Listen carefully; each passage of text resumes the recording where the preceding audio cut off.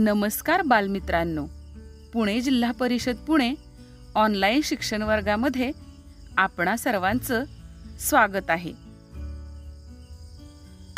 आज आपण इयत्ता 6वी विषय गणित यामधील विभाग पहिला घटक क्रमांक 3 पूर्णांक संख्या पाहणार आहोत। या घटकाची अध्ययन निष्पत्ती याप्रमाणे आहे।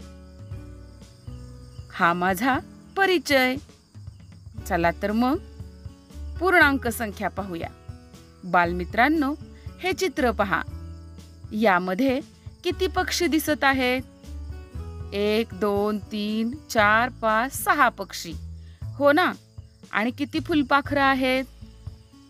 2 फुलपाखरं। तर वस्तू किती आहेत याचे उत्तर काढण्यासाठी वस्तू मोजाव्या लागतात। निसर्गातील वस्तू मोजण्याच्या गरजेतून संख्या निर्माण झाल्या। वस्तूंची मोजणी आपण संख्यांच्या रूपात लिहितो। चला तर आता आपण चर्चा करूया। आतापर्यंत आपण मोजण्यासाठी वापरलेल्या 1 2 3 4 या संख्यांना मोज संख्या म्हणतात। मोज संख्यांना नैसर्गिक संख्या असेही म्हणतात। पण आकाशातील चांदण्या, समुद्रातील वाळूचे कण आपणाला मोजता येतील का? नाही, ते असंख्य असतात, हो ना? त्याचप्रमाणे नैसर्गिक संख्या असंख्य आहेत। नैसर्गिक संख्यांची ही यादी पहा बरं। 1 2 पासून सुरू झालेल्या संख्या पुढे अनंत आहेत। या नैसर्गिक संख्यांची बेरीज वजाबाकी आपल्याला करता येते। मग 5 मधून 5 गेले किती राहिले? 0। हा 0 दिसतोय का या नैसर्गिक संख्यांमध्ये? नाही। मग 0 आणि सर्व नैसर्गिक संख्या मिळून तयार झालेला संख्या समूह म्हणजेच पूर्ण संख्या। पूर्ण संख्या पहा बरं। 0 पासून सुरू होऊन पुढे त्या सुद्धा अनंत आहेत। या पूर्ण संख्या समूहात नसलेल्या काही संख्या सुद्धा आहेत, ज्या आपल्याला व्यवहारात वापराव्या लागतात। चला तर मग एक उदाहरणच पाहू। महाराष्ट्रात हिवाळ्यात तापमान 10 अंश सेल्सिअस किंवा 8 अंश सेल्सिअस इतके खाली जाते, पण ते कधी 0 अंश सेल्सिअस पर्यंत खाली जात नाही। काश्मीरमध्ये मात्र बर्फवृष्टी झाल्यानंतर ते तापमान 0 अंश सेल्सिअस पेक्षा सुद्धा खाली जाते। श्रीनगरचे हिवाळ्यातील तापमान असे होते। ते कसे वाचायचे? -8 अंश सेल्सिअस। नेहमीच्या संख्यामागे असे चिन्ह दिले म्हणजे ऋण चिन्ह दिले की ती संख्या 0 पेक्षा लहान होते। 0 पेक्षा लहान संख्यांना ऋण संख्या म्हणतात आणि 0 पेक्षा वरच्या वाढत जाणाऱ्या संख्यांना धन संख्या म्हणतात। नेहमीच्या संख्येपूर्वी धन म्हणजे अधिक चिन्ह लावले की ती संख्या धन संख्या म्हणून ओळखली जाते। परंतु व्यवहारात मात्र धन संख्येच्या आधी धन हे चिन्ह देत नाहीत, पण ऋण संख्येचे ऋण चिन्ह मात्र लिहावेच लागते।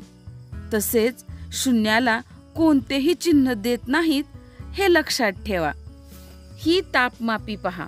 या तापमापीवर 0 पेक्षा वाढत जाणाऱ्या धनसंख्या म्हणजे 10 20 30 या वरच्या बाजूला दिल्या आहेत। तर 0 पेक्षा लहान म्हणजे ऋण संख्या -10 -20 -30 या शून्याच्या खालच्या बाजूला लिहिल्या आहेत। आता याच धन आणि ऋण संख्या आपण संख्या रेषेवर दाखवू शकतो का? हो, आपण संख्या रेषेवर धन ऋण संख्या नक्कीच दाखवू शकतो। चला तर मग पाहूया। ही आहे संख्या रेषा। यावर शून्याच्या उजवीकडे धन संख्या दाखवल्या आहेत, तर शून्याच्या डावीकडे ऋण संख्या दाखवल्या आहेत। तापमापीवर धन संख्या शून्याच्या वर तर ऋण संख्या शून्याच्या खाली आणि संख्या रेषेवर मात्र धन संख्या शून्याच्या उजवीकडे तर ऋण संख्या शून्याच्या डावीकडे असतात. म्हणजे धन व ऋण संख्या शून्याच्या विरुद्ध दिशांना असतात का? सांगा बरं. बरोबर.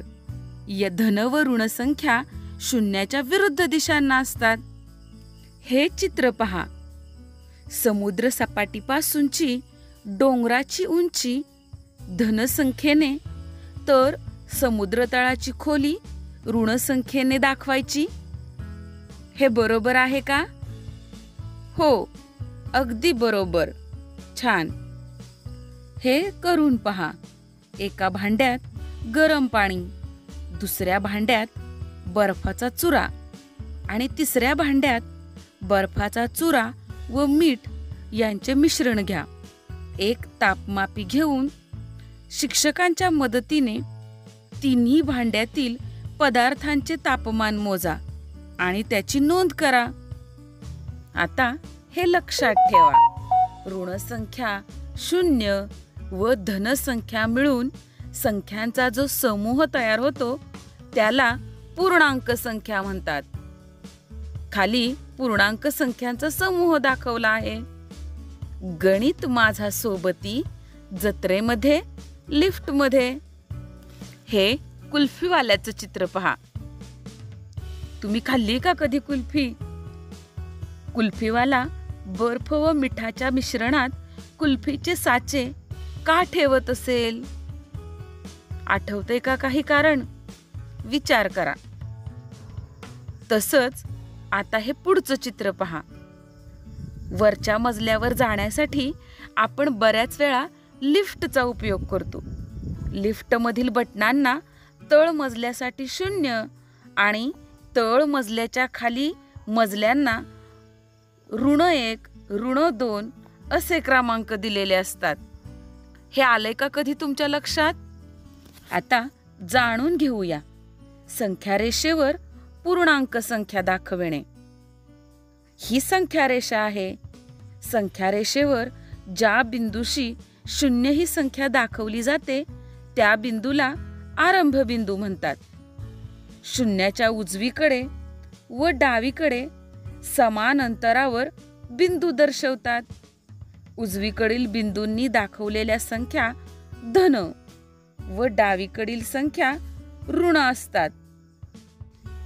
आता संख्या रेषेवर ऋण 5 आणि धन 6 या संख्या दाखवूया. पहा बरं. आलं ना लक्षात? छान. आता सांगा पाहू.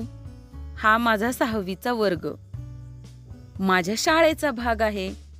माझी शाळा आमच्या गावात आहे आणि माझा गाव माझ्या तालुक्याचा भाग आहे. त्याचप्रमाणे संख्या समूहाच्या बाबतीत तुम्हाला काय बरं सांगता येईल?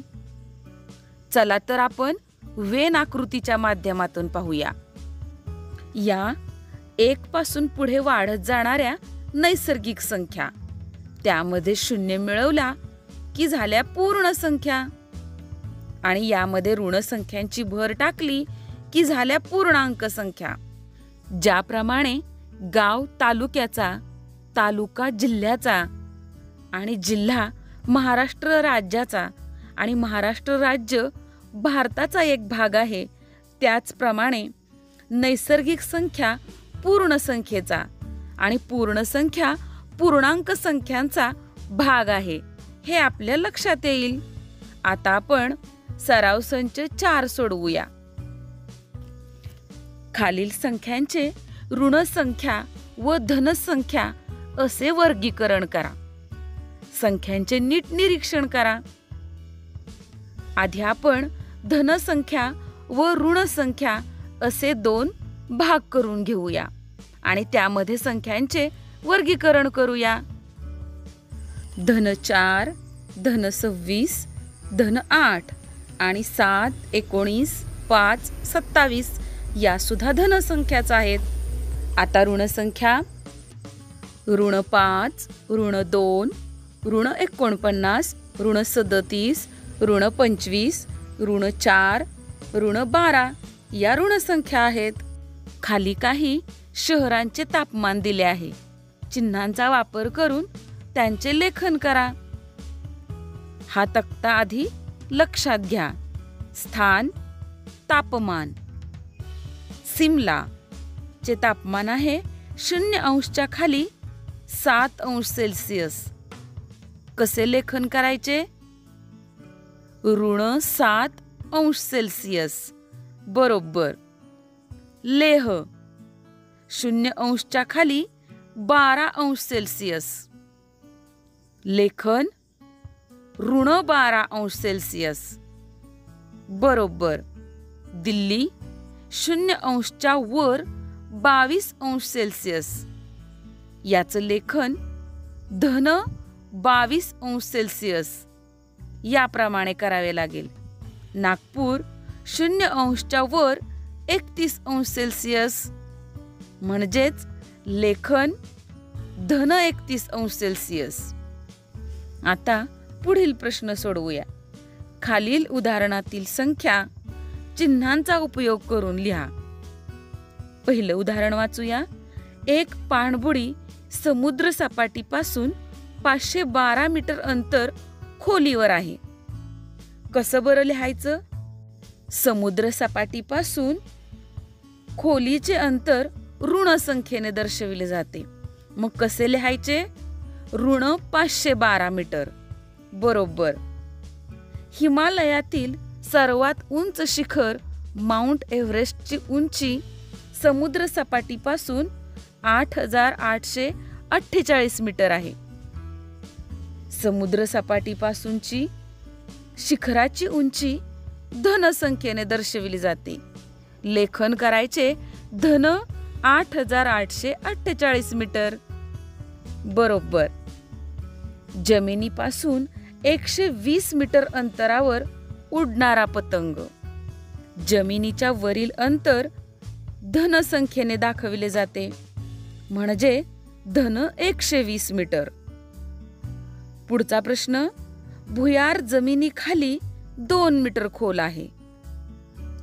जमिनीखालील खोली ऋण संख्येने दर्शविली जाते म्हणजे -2 मीटर. छान. बालमित्रांनो, अशा प्रकारे पूर्णांक संख्या, पूर्ण संख्या आणि नैसर्गिक संख्या व्यवस्थित लक्षात घ्या आणि सराव असाच चालू ठेवा. चला तर मग पुन्हा भेटूया पुढच्या पाठाच्या वेळी. धन्यवाद.